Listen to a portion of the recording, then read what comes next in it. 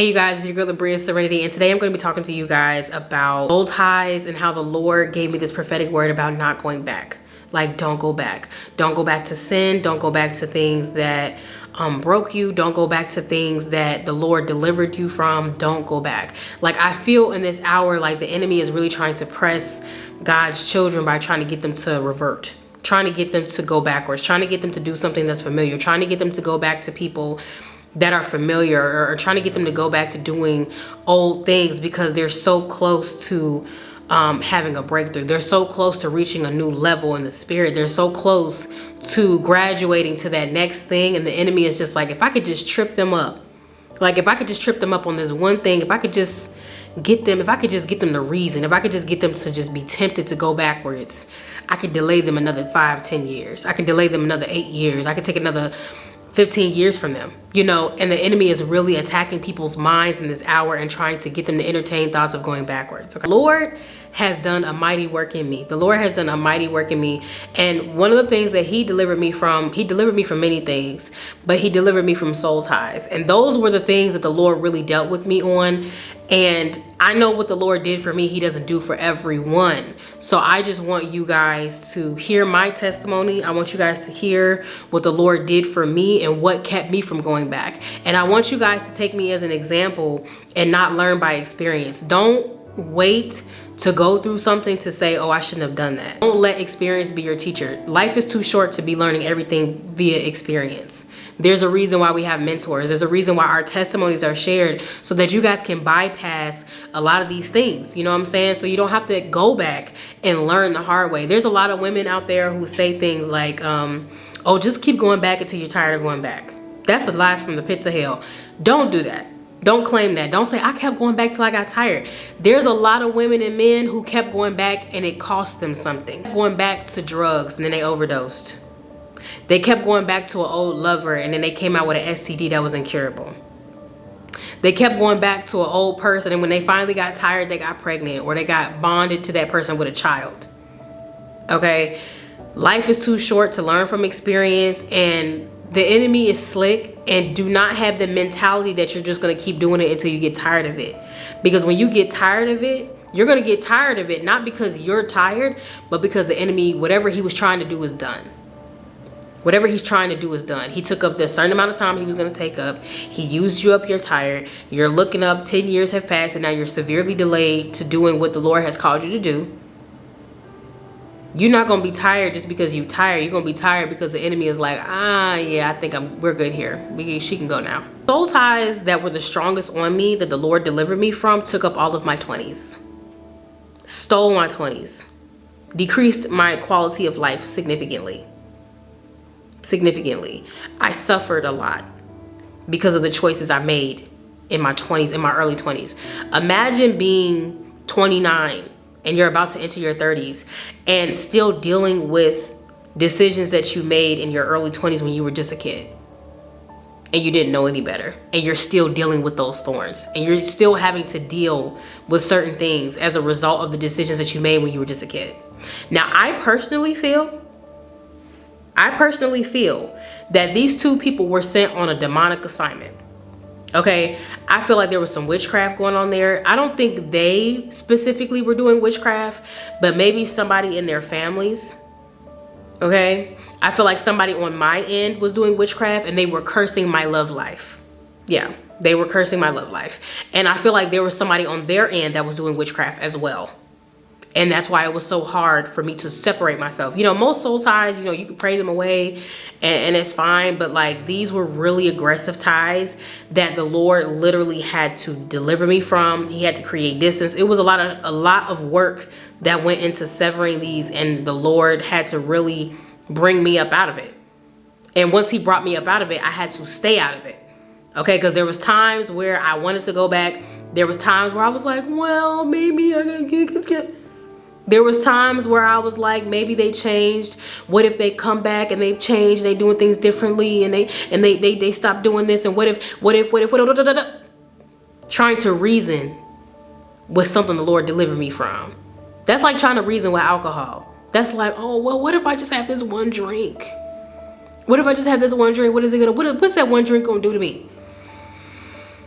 Y'all, I get a little riled up talking about this because of how much chaos it produced in my life. But I just want y'all to know, with saying everything and saying nothing at all, that those soul ties caused so much hell. And I really believe they were from the enemy. I do believe that it was a demonic assignment. I do believe there was witchcraft involved. And I do believe that, the Lord still used it for his will, and it pushed me forward. Just how that prophetic word I just released where I said your oppressors will push you forward, I feel like this pushed me forward. But I do believe that this was one of those things that were unnecessary. These were one of those things that could have been avoided. These were one of those things where it was like, if I knew better, I would have did better. I shouldn't have had to go through those things to learn the lessons that I did with experience, but it made me wiser. It made me better. It brought me to you guys for me to even have this platform to tell these stories and to share my testimony in this way. But I wish that I didn't have to learn this way. Grateful that I learned, because there's a lot of people who go through things that I went through and they don't learn anything. But I'm grateful that I learned from my experiences and gained wisdom from those experiences so that I don't be a repeat offender. You feel what I'm saying? So I don't repeat, I don't go backwards. But keep in mind, I did go back many times before I was delivered.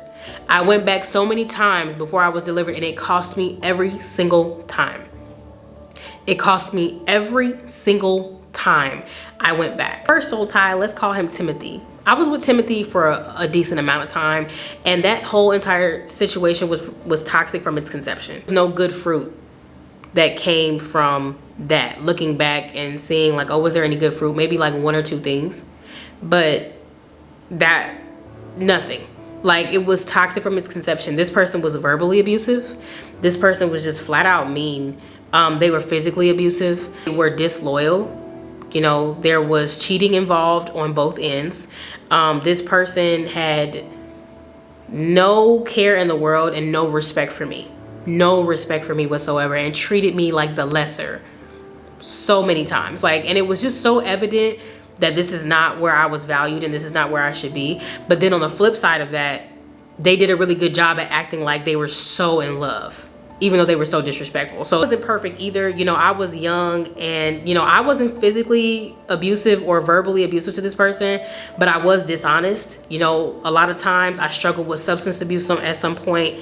I started being dishonest because I was scared of starting an argument or not wanting to get into a fight, you know what I'm saying? And trying to keep the peace, but trying to live my life at the same time. So I started being dishonest with this person instead of just leaving. It resulted in me, going to be with somebody else, and it resulted in a whole bunch of other stuff that shouldn't have happened. You know what I'm saying? And it just was really, really bad. But for some reason, I could not just break free from this person, or they wouldn't let me. There was times where I tried to break free from this person, and this person just was not trying to let me go. I was so weak for this person. I knew the only way that I was going to be able to break free from them is if they left me, or they went away from me. There had to be distance, because I'm like, if they're next to me all the time, if they're around me all the time, I'm not going to be able to be free. And inside, I so desperately wanted to be free. I was so young, and I was trying to force myself to be a wife to somebody who I should have been treating like an option. Got really toxic. I began to struggle with substance abuse. I began to drink a lot of alcohol. I was drunk all the time. I was partying all the time. I was smoking weed all the time. I ended up in the abortion clinic multiple times, okay, as a result of this situation. It put me in a really, really dark place. Depressive episodes that were insane. The enemy had his grip on me something tight. I was suicidal. I didn't know how to break free from this place I was in. I wanted to be free from this person and that situation so bad, but I didn't know how to do it. I was just like, oh my gosh, this was the reality of my soul tie. I am tied to this person and I am miserable with this person, but for some reason I can't be without this person. Demonic. It was demonic. Eventually the Lord delivered me from this person. Now, when the Lord delivered me from this person, the Lord gave me very, very strict instructions to never go back. Never go back. Don't ever go back. He said, even if I do a work in this person, even when I do a work in this person, comes to Christ and they get better, don't go back. And the Lord gave me multiple dreams to show me what would happen if I went back. Now, the first dream he ever gave me was a dream of him with another woman. I was trying to make it work. In this dream, I was like, oh, I'm trying to make it work. We're gonna go to counseling and all this other stuff. And whole time he off in the corner chilling with another woman. And the Lord is like, was telling me in the dream, let him go. Let him go. And I was like, but why? Like, I just could not seem to release this person. The next dream he showed me, honestly showed me this person's heart towards me. Like every dream this person was being mean to me. Every dream this person was doing something that just was like showing that they did not care about me. And I was just like, dang, like I'm sitting here praying for this person, like, Lord, bring this person back to me. Let it work. If you just work on us both, we'll be good. Da, da, da, da, da. Like, and the Lord would send me a dream like, no, don't go back. No, don't go back. Sends me multiple dreams. And he sends me a dream of me and this person getting back together. And in this dream, we got back together and we were the happiest we had ever been. We were the happiest that we had ever been. And then in the midst of that relationship, all these women came out and started confessing the things they did with him while he was with me in the past, and telling me a bunch of things that I did not know, and telling me a bunch of things that I otherwise wouldn't have got back with him for. I was like, man, in the dream, I was like, if I had known that, I would have never got back with you. You know, that wouldn't have even been considered. But there was a lot of women and a lot of things that he did, you know, that I wasn't aware of, that I was like, yo, I would have never got back with you if I had known that. Showed me another dream of us getting back together. And when we got back together, we were the happiest we had ever been. We were the happiest that we had ever been. And they ended up finding out something about me, or they didn't find out, but they went through one of my diaries and they saw me writing about one of the boys that I used to like, and they got really mad because they didn't know I liked that person, or to the extent in which I liked that person, and it pissed them off. And it was something super, super old, like years old, but it was while I was with them, and they basically broke up with me for it. Like, they basically was just like, I can't believe you have feelings for him. I can't believe you have feelings for him at all. And I was like, well, I thought I did, you know, but I don't. Obviously, I'm sitting here with you. And they were like, I don't even want to be with you anymore. You're in love with this person. And I was just like, are you serious? Like, in the dream, I'm like, are you serious? And I woke up and the Lord sent me another dream in threes. And he sent me another dream that me and this person got back together. And he sent me a dream that me and this person had got back together and we were happy. I got pregnant and this person left me and started treating me like crap again. And the Lord was like, I keep showing you this so that you don't go back. You know what's going to happen if you go back to this person. You can't say you didn't know. You can't say I didn't show you. If that person's heart did soften and they did come to me without the Lord sending me those dreams, I probably would have went back. I probably would have went back to them. I probably would have been like, yeah, let's just see. And I probably would have settled.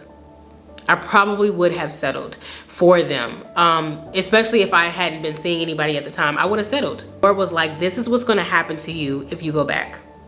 The past is always going to interfere. I'm not going to let you have peace with this person. I'm not going to allow you to be together peacefully. You guys were never supposed to be together this long. This was a disruption. This was an assignment. And you know what's going to happen to you if you go back. If you go back to messing around with this person, if you go back to trying to see what something is, if you trying to go back to something I delivered you from, when it was very clear that this was never of me, this is what's going to happen to you. This is what you have to look forward to. That kept me from going back. Anytime I had a thought in my mind, like, oh, maybe I'll think of one of the dreams he sent me. Those always kept me from going backwards because I know what's going to happen, what would happen if I went back. And the Lord kept sending me dreams over and over again, different scenarios, same message, same thing, just in different ways. The Lord also told me that if I went backwards, that I would get pregnant and I would be severely delayed. Delay so many of the things that you could be doing. This person will get with you, knock you up, and they'll start treating you bad again. This is what the Lord telling me. I have it written down in my journal and dated. This is what he's telling me. If you go back, this is what's going to happen to you. That kept me from going back. That scared me enough to have me not go back. I was like, oh, no. And I knew the cost. Like, the Lord sending me those dreams helped me understand the cost of going backwards. It helped me understand the cost of diddly-daddling with the past. And trying to go back to something the Lord brought you out of. And I knew that I was called to do some really, really amazing things. And I knew there was a lot of people riding on the line of me being able to do what I need to do. I knew there was a lot of messages that needed to get out. I know there was a lot of things that I needed to do. And I knew I could not do it with that person. I could not do it trying to cling to some mess that was not of God and that had no good fruit. I feel like there was witchcraft at work, because I don't feel like it was just him. You know what I'm saying? I really feel like there was demonic forces influencing the both of us to do things that were not of God. As of right now, only one of us broke free from that.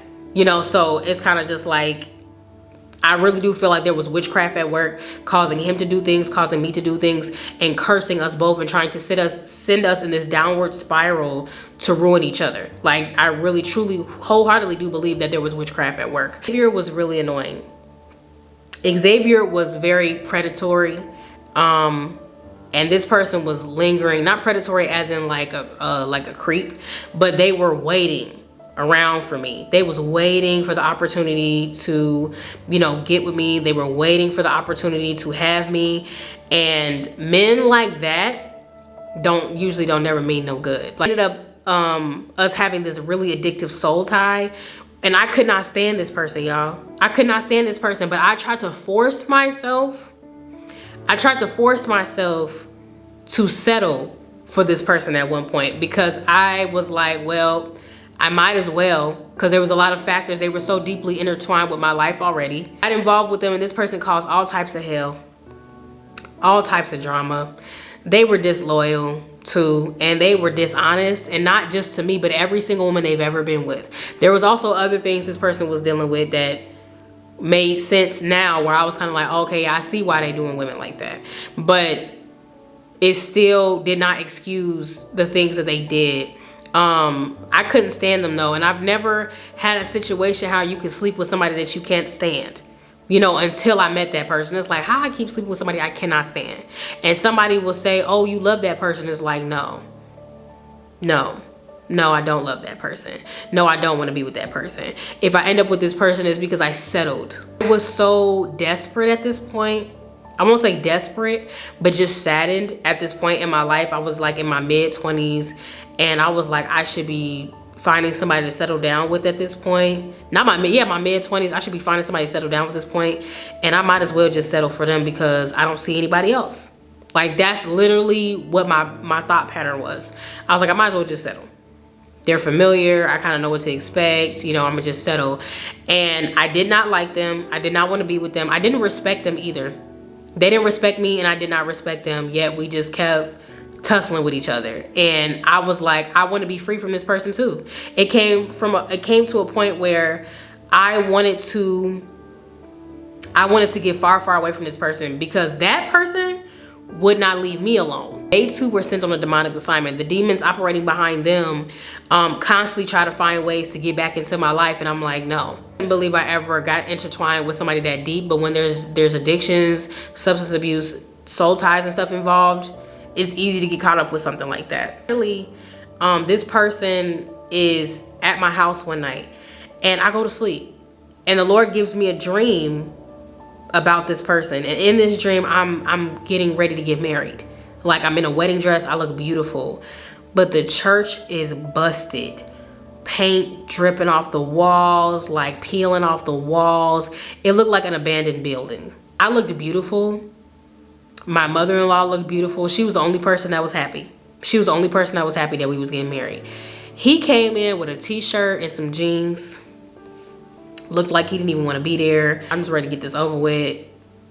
Like, let's just get this over with so I can go home and smoke some weed. Like, let me just go home, you know. And he did not care that we was getting married at all. And I was crying, and none of my family was there. None of my friends were there.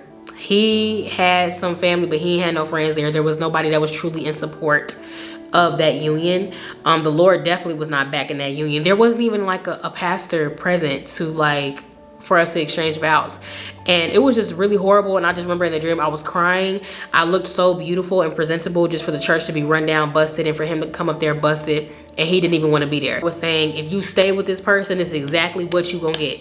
You're gonna get somebody who don't want you for real. You're gonna get somebody who's not even gonna put forth the effort when you get married or in your marriage. They don't even care. They're using you. Like, they're using you. Don't settle for this person. People who try to settle, who believe in God, there is no such thing. If you settled, that's because you went against God's will and you did something different. The Lord I serve doesn't allow me to settle. He never allows me to be comfortable with something that's outside his will. And he makes it very apparent and very evident to me what will happen every single time I go outside his will. Point in time when I'm dealing with Xavier, I'm getting closer to God. I'm getting closer to God, and I'm like feeling convicted about having sex outside of marriage. And this person's still trying to have sex with me, even though I just told them I'm trying to do right by God. I'm trying to get my life together. Why can't you get your life together and still have sex with me? And I was like, because that goes against God. And they're like, why you gotta choose between me and God? Why can't you just come on, we can still, no. And I broke things off with them, but they stayed trying to get back into my life. And after that point, I never went back. They told me a dream of them with a legion of demons on them, okay? They had so many demons on them in this dream, and I was casting the demons out of them, but every time I would cast them out, they'd come right back in. And every time they'd come back in, they'd bring more people with them. And the demons was just laughing at me like, you can't get us out of here. He don't want us out of here. Like in the dream, the demons are telling me this. He doesn't want us to leave. And I was just like, okay. And I would stay trying to get those demons out of him, but he would not he would not change his ways. He would not do better. And the Lord was just like, not only are you going to marry somebody who don't want you, who don't respect you, you're going to marry this legion of demons that come with him as well. And you will never have any peace. None. And they're going to transfer right over to you, and it's going to affect your health, your mind, your body, your spirit. And I was just like, say less. Say less. The Lord had gave me a dream about them later, right? The Lord had gave me a dream about them later after he had delivered me from the soul tie. Because like I said, Xavier periodically tries to come back into my life. He tries to find a way. He tries to find moments of vulnerability. And now he gets really angry and aggressive when I don't give him the demons on him, get really angry and aggressive because they can't get to me anymore. They can't get to me anymore. And that's how I know this person and the demons operating behind them were on a demonic assignment, because anytime I reject them, they get so angry. They get so angry, and it's like almost they want to put their hands on me because I rejected them, because they can't get back in, because they don't have access to me anymore, because they can't have their way with me anymore. And they'll say things like, you remember what you used to do. I remember who you were. I remember, because they can only come at who you were because they can't identify with who you are now. The Lord brought me out of that. I was so disgusted with myself after years of detoxing from, sex and relationships. I was disgusted by my selection of men. I was disgusted by the men I entertained. I was disgusted by the men I had come into covenant and agreement with. And I was just like, man, that wasn't nothing but the devil. It was nothing but the devil. Like, that I was deceived and under that delusion for so long. And then I was disgusted with the person that I was as well, and the stuff that I was doing. Like, soul ties, witchcraft, and demons are real, y'all. They will really have you out here in agreement and covenants, demonic covenants with people, and you don't know. The Lord showed me every single time what would happen if I went back. It's like I was broken before I even entered into these situations, but I became shattered when I came out of these situations. And it took for Jesus to come into my life and put the pieces back together. But I was already broken before I entered those situations, but I left shattered, and Jesus put the pieces back together and turned me into a beautiful vase. But I tell people all the time, the Lord will show you. The Lord will show you. The Lord will show you, and he will tell you why you shouldn't go back. And sometimes he don't have to tell you why. Sometimes you know why. I was under like a lot of delusion and a lot of deception, so I couldn't see. So the Lord had to show me why. The Lord had to show me what the cost was. The Lord had to show me, because if I right now were to go back to this, I can't sit here and say the Lord didn't tell me. That would be blasphemy. I can't sit here and say I didn't know what was going to happen to me. I can't sit here and say, oh, I didn't know things were going to turn out that way, because the Lord showed me exactly what was going to happen to me if I didn't do a certain thing. If I went back, if I did this, if I did that, if I slept with this person, if I start doing this again, where it would lead me. So disgusted with like sexual immorality at this point, where I'm just like, if a sexually immoral man approaches me, I'm like, get away from me. Get away from me. I can't take you seriously, because I had to work so hard, and the Lord did so much to bring me out of that. I couldn't even fathom going back. Another thing the Lord did that kept me from going back was revealing things to me that they did when I was with them. Now, there's a lot of things that I thought I knew, You know what I'm saying? I thought I knew about these people, about these situations when I was dealing with them, but the Lord shielded me from the truth. He shielded me from the truth about these individuals until I was in a place where I could handle it. Handle that truth or that revelation when I was at that point in my life. You know, I wasn't wise enough. I wasn't discerning enough.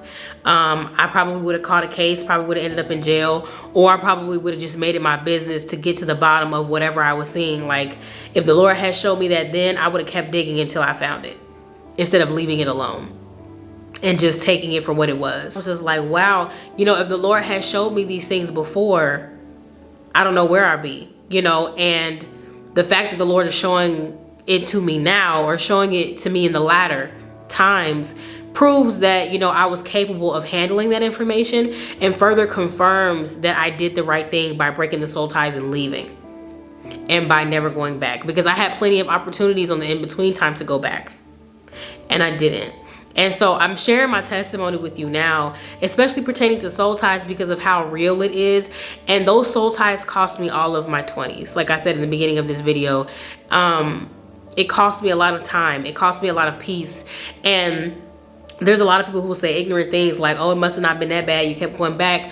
But there were so many nights I cried myself to sleep. There were so many nights where I cried myself to sleep laying next to those people. Right? Like, oh my God, crying. I'm sleeping next to them crying. Like, I don't want to be with this person no more. Like, I just want to get away from you.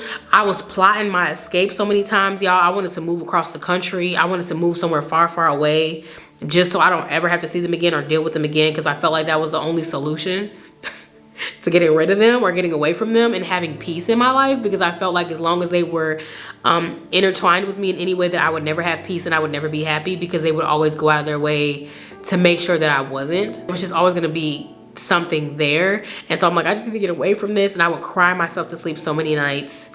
I would go back and regret going back, and it would get worse each time I went back. It would get worse each time I went back, and I would feel lesser and lesser and lesser myself each time I went back. I would respect myself less each time I went back. And it even began to show in my physical appearance. Like, if I show you guys before and after pictures of me dealing with these people, y'all be like, those situations in shambles, in the worst versions of myself. Still putting the pieces back together and regaining my confidence in who I am and how I present myself, because those people really broke me down. And another reason why I was trying to like run away and just be away from these individuals, or maybe it was more so one, I was trying to run away from one, the second one, was because he reminded me of things that I did that I was so ashamed of. You know, he reminded me of a version of myself that I hated, a version of myself that was just always drunk and high all the time, that made decisions that weren't wise, that made decisions that I couldn't stand.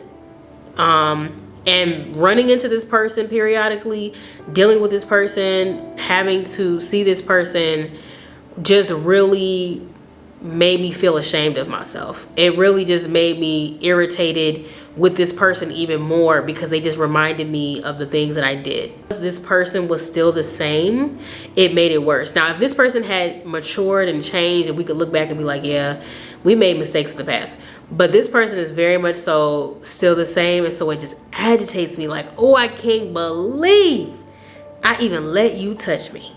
I can't even believe I gave you the time of day. I can't even believe. I can't even believe. I can't even believe it. Like, I can't even believe it. It used to grind my gears. But I ended up having to forgive myself. I had to forgive myself for the things that I did when I was under the influence, the things that I did when I wasn't the best version of myself. And it helped with that irritation. And it decreased my need to run away, you know, and not deal with that person. I gave it to Jesus. I gave it to God. And one of the things the Lord said to me when I was going through my deliverance, and my deliverance was being held up because the Lord was like, you haven't forgiven somebody. I'm like, who haven't I forgiven? He's like, you ain't forgive yourself. You haven't forgiven yourself. You've forgiven everybody else but yourself. You still mad at yourself, beating yourself up, angry because of stuff that you did. I already forgave you for. And I started busting out in tears. I'm like, oh, you're just so good. What is this? I don't deserve you, Lord. I don't deserve you. And it helped with my irritation. It helped with my irritation with people from my past and just being like, all right, that happened. That happened. Yeah, I did that. I didn't have that shame on me anymore. I didn't have that guilt on me anymore. Like, people couldn't hold things, you know, over me anymore. Or the very presence of somebody from my past couldn't do nothing to me anymore. Because the Lord took that shame. He took that guilt from me. And so I didn't feel the need to run. And I learned to have peace with my past. And I learned to have peace in the situation. And eventually, you know, the Lord delivered me from that. And I don't have to deal with neither person. But the Lord delivered me from those soul ties. But also heavily gave me reminders and gave me revelations as to why I couldn't go back.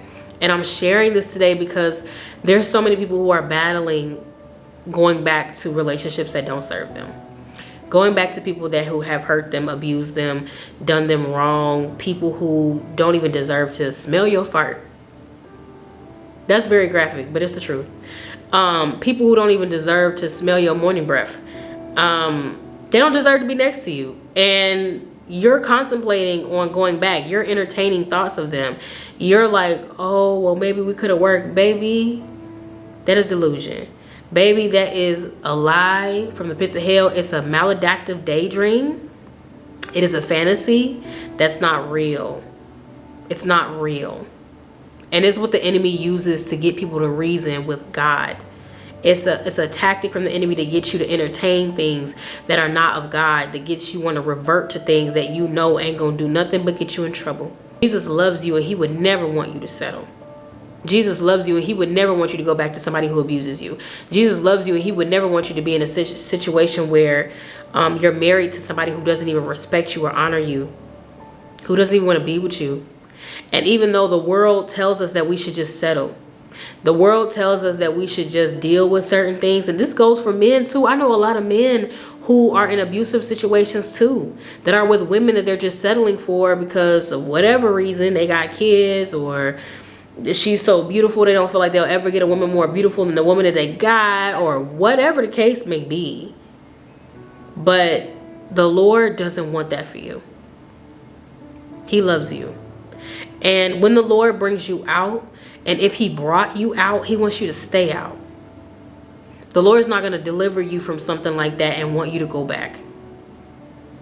The Lord's not going to have you go and come into agreement with somebody who's not even of him, with somebody who's sexually immoral, with somebody who's still in sin, with somebody who calls you out your name, with somebody who just ain't going to do right by you. The Lord's not going to have you sign up for a life of turmoil with somebody. I have to do that. He died on the cross so that we wouldn't have to endure certain things. That we could plead the blood of Jesus over things and be free, so we could live a life of peace. Live a life of peace.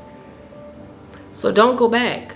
Like, this was a very short, condensed video of what I went through, but even the stuff that I talked about, y'all, this happened over a span of like 8 to 10 years. 8 to 10 years of my life dealing with those people, dealing with those things. Okay, dealing with these nights, crying myself to sleep, stressing myself out about people who didn't even deserve to be in my life that long. Because I kept going back. Because I kept not honoring myself. Because I didn't have Jesus. Because I didn't have a standard. I didn't have standards. And not even just with romantic relationships. I didn't have standards with my friendships either. And it caused so much trouble in my life. And I didn't have anybody in my life to sit me down and say, baby, you hurting yourself. Baby, you ruining yourself.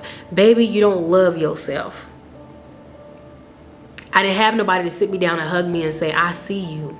I see what this person is doing to you. I see how this person is treating you. You deserve better. I see how this person doing you. I see that you think this person is a way out. They not.